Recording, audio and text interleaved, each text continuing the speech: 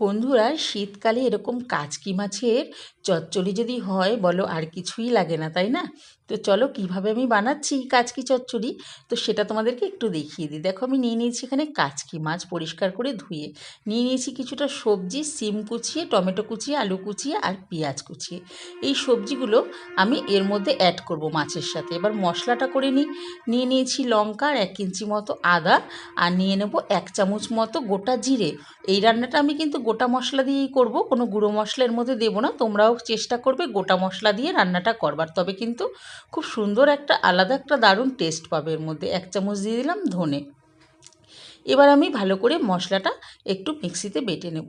নিয়ে এর মধ্যে মাছের মধ্যে দিয়ে দিচ্ছি 1 চামচ মতো নুন। তোমরা পরিমাণ মতো নুনটা দেবে। দিয়ে দিলাম আমি হলুদ। এবার আমি একটুখানি কালারটার জন্য অল্প একটু কাশ্মীরি লঙ্কা দিয়েছি এর মধ্যে। তোমরা এটা চাইলে নাও দিতে পারো, কিন্তু আমি একটু যাতে ভালো কালারটা সুন্দর আসে তার জন্য একটু দিয়েছি। এবার আমি পেঁয়াজ দিয়ে দিলাম, পেঁয়াজ কুচিগুলো, টমেটো কুচিগুলো দিয়ে দিচ্ছি, আর সিম কুচিগুলোও দিয়ে দিচ্ছি। সমস্ত কিছু আমি এর মধ্যে দিয়ে দিচ্ছি, কেটে রাখা সবজিগুলো। এবার দিয়ে দেবো আমি মশলাটা, যে মশলাটা আমি মিক্সিতে বেটে নিয়েছি, সেই মশলাটা দিয়ে এইবার আমি হাতের সাহায্যে সুন্দর করে এটা মেখে নেব। আর ওপর থেকে দিয়ে দেবো কাঁচা সর্ষের তেল। এবার সুন্দর করে এটাকে আমি হাতের সাহায্যে কিন্তু সমস্ত পুরো একদম ভালো করে মাখিয়ে নিতে হবে, যাতে সমস্ত মাছ আর সমস্ত সবজিগুলো একদম মশলা আর তেলের সাথে মাখামাখি হয়ে যায়। এটাকে যত সুন্দর করে বন্ধুরা মাখাবে, তত কিন্তু রান্নাটা সুন্দর একটা টেস্ট আসবে এবং ততটাই সুন্দর ভালো হবে। দেখো, আমি সুন্দর করে কিন্তু হাতের সাহায্যে ভালো করে মাখিয়ে নিচ্ছি, যাতে সমস্ত মশলা একদম সব মাছ আর সবজির গায়েতে ভালো করে মেখে যায়। তো তোমরাও বন্ধুরা এই রান্নাটা করে খাবে। কাচকি মাছ তো সবার ঘরেই প্রায়ই আসে। তো কাচকি মাছের এই রেসিপিটা কিন্তু এত দুর্দান্ত হয়, একটুখানি দিয়েই 1 থালা ভাত কিন্তু শেষ হয়ে যায়। এবার দেখো, আমি রান্নাটায় চলে যাই। কড়াইতে আমি নিয়ে নিয়েছি তেল, একটুখানি দিয়ে দেবো কালো জিরে। এবার কালো জিরেটা দিয়ে আমি পুরো কড়াইটার মধ্যে তেলটাকে একটু লাগিয়ে নেব। একটু সাঁড়াশি দিয়ে ধরে কড়াইটা আমি তেলটা পুরো কড়াইতে একটু লাগিয়ে নিচ্ছি। এইবার আমি এর মধ্যে আমার মেখে রাখা সমস্ত সবজি আর মাছটা দিয়ে দিলাম। দিয়ে এবার একটু ভালো করে কিছুক্ষণ নাড়াচাড়া করে নেব। ভালো করে একটু নাড়াচাড়া করে নিচ্ছি। বেশ 5 মিনিট মতো আমি গ্যাসটাকে হাই ফ্লেমে রেখে আমি নাড়াচাড়া করে নিলাম। এবার আমি একটু ঢাকা দিয়ে রেখে দেবো 10 মিনিটের জন্য, আর গ্যাসটাকে একটু মিডিয়াম ফ্লেমে করে দেবো। দেখো, 10 মিনিট পর রান্নাটা থেকে বেশ জল ছেড়ে দিয়েছে সবজিগুলো দিয়ে, এবং সবজিগুলো মোটামুটি সেদ্ধ হতে চলেছে। এবার আমি আবার একটু নেড়ে চেড়ে আর একটু সময়ের জন্য আবার একটু ঢেকে দিলাম। দেখো, আলুটা কিন্তু হাফ সেদ্ধ হতে চলেছে সবজিগুলো।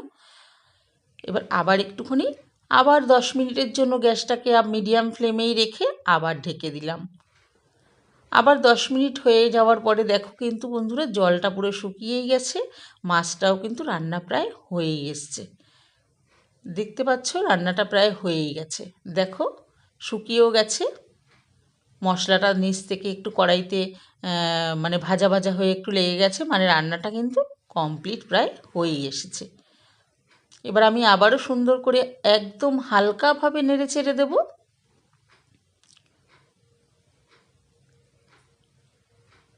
একটুখানি দেখো, এবার কিন্তু আরেকটু নাড়াচাড়া করে রেখে দিয়েই, আর আমি ঢাকা দিলাম না। দেখো, বেশ হয়ে গেছে রান্নাটা, আমার তেল ছাড়তে শুরু করে দিয়েছে। এবার আমি এর ওপর থেকে কেটে রাখা ধনেপাতা কুচিগুলো দিয়ে দিলাম।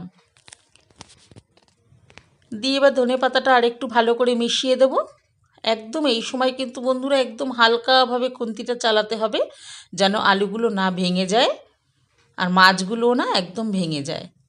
সুন্দরভাবে একদম হালকা হাতে একটু ধনেপাতাটা মিশিয়ে নিতে হবে।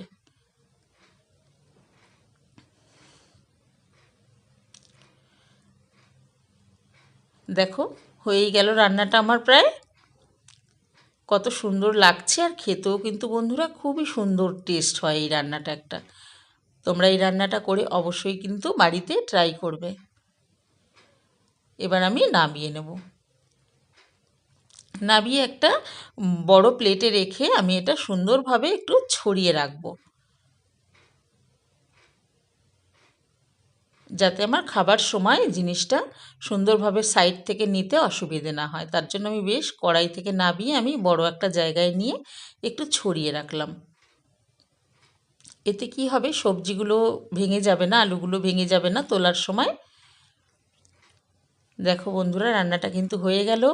তোমরা অবশ্যই কিন্তু জানাবে কেমন হয়েছে। তো বন্ধুরা, আজকের রান্না তোমাদের কেমন লাগলো কমেন্ট করে অবশ্যই জানাতে ভুলো না। আর ভালো লাগলে একটা লাইক করে দিও। আর বন্ধুদের সঙ্গে অবশ্যই কিন্তু ভিডিওটি শেয়ার করে দিও। আর যারা আমার চ্যানেলে নতুন ভিডিও দেখছো, অবশ্যই ভালো লাগলে চ্যানেলটিকে একটু সাবস্ক্রাইব করে পাশে থাকার চেষ্টা করো প্লিজ। তো আজকের মতো আমি এখানেই শেষ করছি ভিডিওটি। আবার আসবো নতুন কোনো রেসিপি নিয়ে তোমাদের জন্য। ততদিন তোমরা সুস্থ থেকো এবং ভালো থেকো।